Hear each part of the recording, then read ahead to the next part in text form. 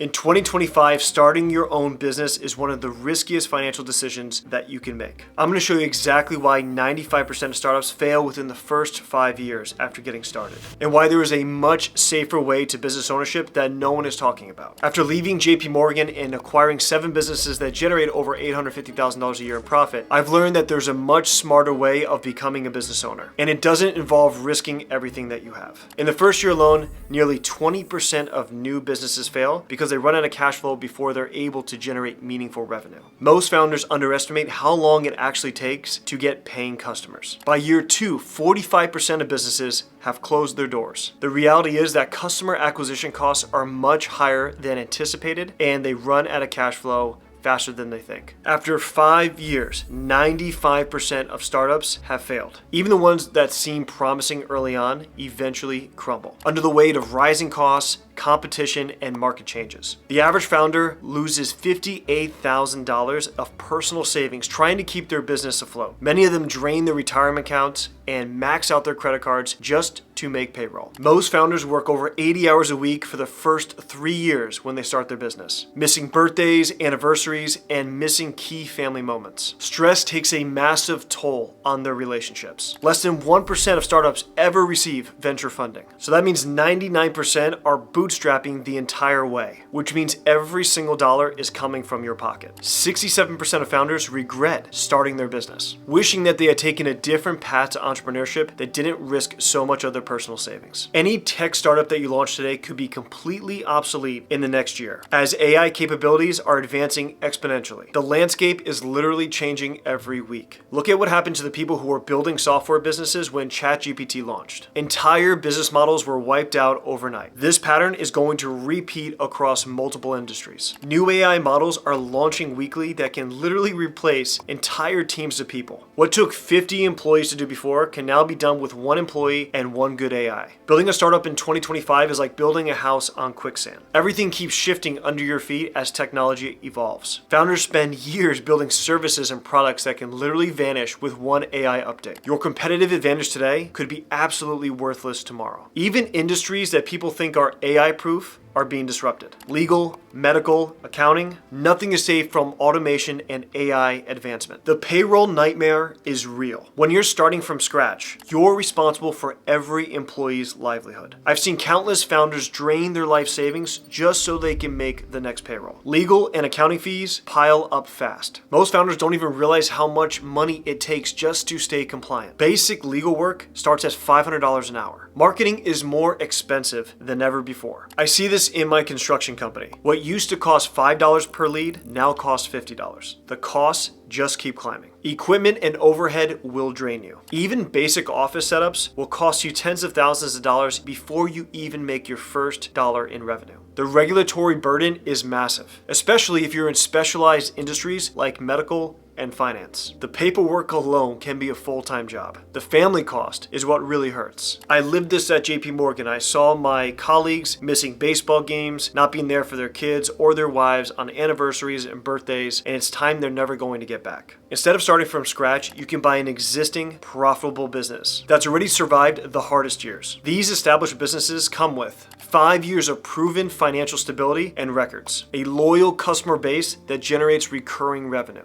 documented systems and processes that actually work, trained staff that actually run the daily operations, immediate cash flow, and I mean day 1 after ownership, you are actually making money. Existing vendor relationships and supply chains. Brand recognition in the local market where the business is located. Now get this, the success rate flips to 95% after 5 years. The exact opposite from when we talked about startups. You can often negotiate seller financing or use an SBA loan in order to minimize the cash that's needed to put down on purchasing a business. Many include real estate or valuable equipment as assets. The best part about small business acquisition is that it is an extraordinary opportunity for ordinary people. Melissa was a school superintendent making just over $100K a year. She acquired a commercial pool cleaning business in Myrtle Beach this past year and is now making over $300,000 in cash flow. And she is working fewer hours than she did in her previous job. Adam was a marketing manager making around $75,000 a year. He bought a digital marketing agency for $4 million